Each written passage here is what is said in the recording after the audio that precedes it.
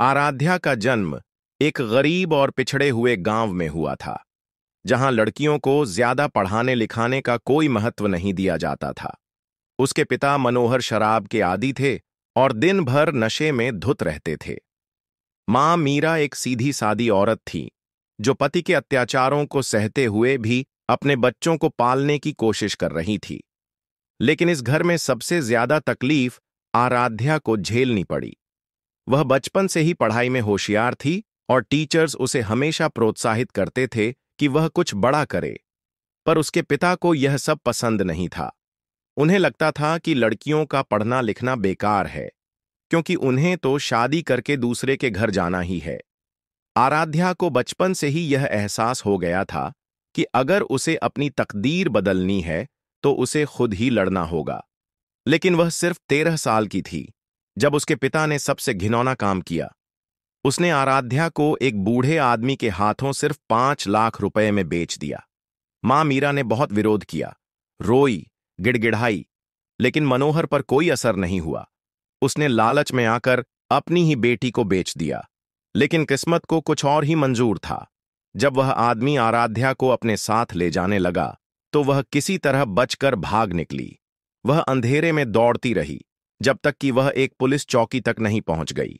वहां पर एक महिला पुलिस अफसर ने उसकी हालत देखी और उसकी मदद की। उन्होंने उसे सरकारी बालिका गृह में भेज दिया, जहां उसे रहने और पढ़ने की सुविधा मिली। आराध्या ने ठान लिया था कि वह खुद को इतना मजबूत बनाएगी कि किसी को भी यह हक ना मिले कि वह किसी लड़की को इस तरह बेचे या उसके सपनों को कुचले। दिन रात मेहनत करके उसने अपनी पढ़ाई पूरी की और सिविल सेवा परीक्षा की तैयारी करने लगी। कई रातों तक उसने नींद तक नहीं ली, क्योंकि वह जानती थी कि अगर उसने यह मौका गंवा दिया तो उसके पास वापस लौटने के लिए कुछ नहीं रहेगा। उसने हर कठिनाई को पार किया और आखिरकार वह डीएम बन गई। जब उसे अपनी पोस्टिंग की खबर मिली तो उसकी आंखों में आंसू आ गए। यह सिर्फ एक नौकरी नहीं थी, यह उसकी जिंदगी की सबसे बड़ी जीत थी।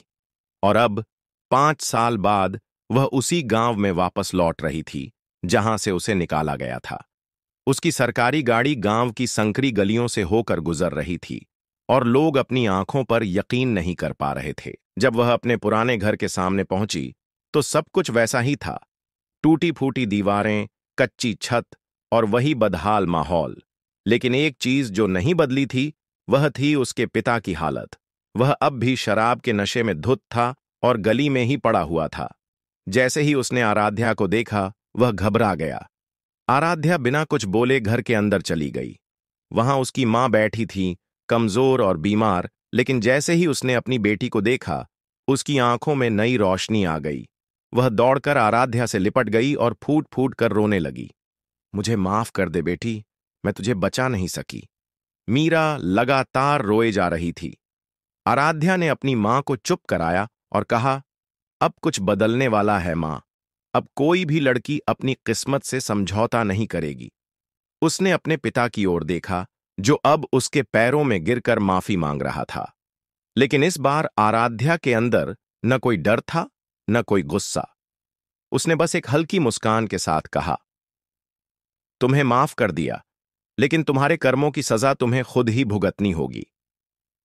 उसने वहीं खड़े पुलिस वालों को इशारा किया और वे मनोहर को अपने साथ ले गए। गांव के लोग अब भी स्तब्ध खड़े थे। वे कभी इस लड़की को कमजोर समझते थे, लेकिन आज वह सबसे ताकतवर इंसान बनकर उनके सामने खड़ी थी। लेकिन आराध्या सिर्फ अपने बदले की आग में नहीं आई थी। वह चाहती थी कि इस गांव की कोई और लड़की उसकी तरह दर्द न सहे। उसने सरकारी योजनाओं के तहत गांव में एक स्कूल और महिला सुरक्षा केंद्र खुलवाने का फैसला किया। अब गांव की लड़कियां स्कूल जाने लगीं। उनकी आंखों में नए सपने थे और उनकी मांओं में अब अपने बच्चों के लिए कुछ करने का हौसला।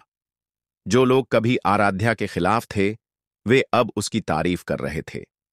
गांव में बदलाव की हवा बहने लगी थी। आराध्या ने यह साबित कर दिया कि इंसान अपनी तकदीर खुद लिखता है, और अगर हौसला हो तो कोई भी मुश्किल उसे रोक नहीं सकती। वह अब सिर्फ एक डीएम नहीं थी, बल्कि लाखों लड़कियों के लिए प्रेरणा बन चुकी थी। अगर आपको यह कहानी प्रेरणादायक लगी हो तो हमारे चैनल को लाइक करें और सब्सक्राइब जरूर करें।